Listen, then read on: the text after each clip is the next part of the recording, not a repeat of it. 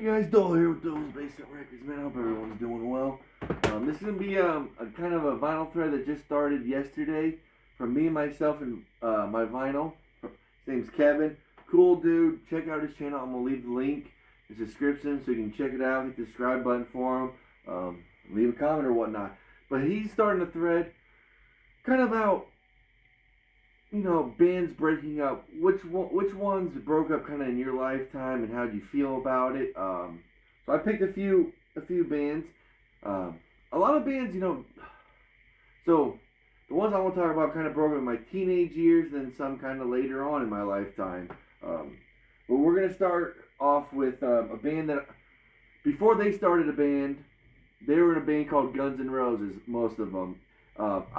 In early teenage years, I was a massive Guns N' Roses fan. Massive. All my walls were just covered with them. Huge fan, like I said. And then when I found out Slash, Duff McKagan, Matt Sorum was going to do another band, and they hired the Stone Temple Pilots singer, Scott Weiland. Oh my God, I lost it, guys. Velvet Revolver. I was so happy. I still remember seeing their first single, Slither, and they played Falling to Pieces. I was such a big fan, and I was devastated when I heard they broke up. They only put like 2 albums out. Old Habits Died Hard with Scott Weiland, Drugs, even Slash, Relapse. I think Duff did. I think Matt Sorum was Prescription Pills. I think the only guy who was sober was Dave Kreischer. The other guitar player, that was Slash's buddy. And I remember I had a chance to go see them. This is '04. I'm a freshman. Me and my parents and my sister went to Vegas. They were there one of the nights. I was there, and I was begging my sister to go take me. But she's like, "No, we're gonna go buy tickets to the Blue Man Group." I'm like, "Come on, I don't want to go to a stupid Blue Man Group. That's not gonna be great. This just shows me once in a lifetime, And of course, even in the Blue Man Group ticket, it was the last seat. It was in the last row, and I was like, "Oh man, I was bitching and moaning, probably being annoying." I still remember being on like the train heading there. Like, come on, let's go see Velvet Revolver. And then I finally just stopped. But anyways, back to the Blue Man Group. Actually, they were phenomenal. From right when they started, I was stunned how great a performance the Blue Man Group. But anyways, I was heartbroken when they broke up. Slash is one of the main reasons I picked up the guitar. And I'm obsessed with Gibson Les Pauls, man. It's because of Slash. Alright, next one. Kind of that same time, I was a huge Rage Against the Machine fan. And then I hear they're starting a band with the lead singer from Soundgarden. And I still remember buying the first album that came out. Remember, I got like a $25 gift card with Barnes & Noble. And I still didn't even have enough money to buy that album. That album was $29. A CD was $29.99 back then. We said Barnes & Noble was a classic rip-off place. I remember I had to borrow an extra like $5 plus change for my mom. But I got it, and I was pretty hurt when they broke up, man. I was hoping they'd put out a little bit more material. And then later on, maybe like 4 or 5 years ago, I'm watching a video, YouTube clip of Chris Cornell and Howard Stern show. And Chris Cornell has a guitar, he's kind of just messing around. And they're kind of talking about why that he left and so on. And, it definitely came down to money, what it sounded like in that conversation. Like with Rage Against the Machine, they split everything equally. And that's how they wanted to do it in Audioslave. But Cornell disagreed. He's like, I'm writing all the lyrics, singing, and I'm guessing the money problem had something to do with it, unfortunately. Another one that maybe in that same time, when System of a Down broke up, man. I was a big System of a Down fan.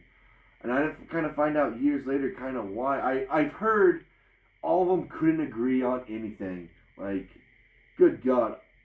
Like, how this is red. Well, it shouldn't be that red. It should be peach. Like, they couldn't even agree on, like, a color or even, like, the font. That's what I've heard. It was so bad they just couldn't agree on anything. And then, like, a few months ago, I kind of went in a rabbit hole And apparently, it seemed like the lead singer, Serj, I believe that's his name. I think he was kind of the main reason. And I always thought it was kind of the other, maybe the lead guitar player, one of the other guys.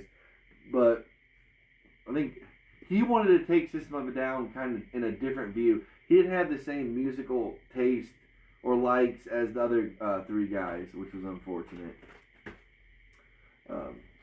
Now, they still pop up and do some festivals, but as far as we'll ever get a new album out of them, I don't see.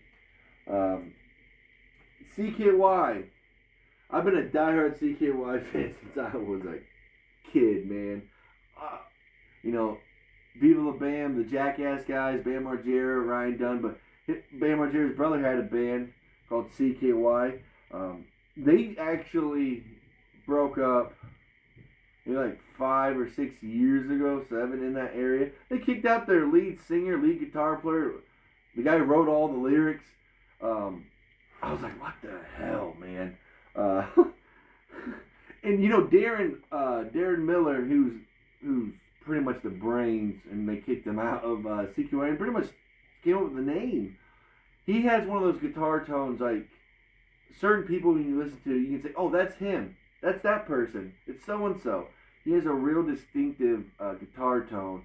A lot of distortion, and he uses a Boss Octave 2 or 3. I know I had the third one. I think he uses the Octave 2, which is the Octave 2 pedal.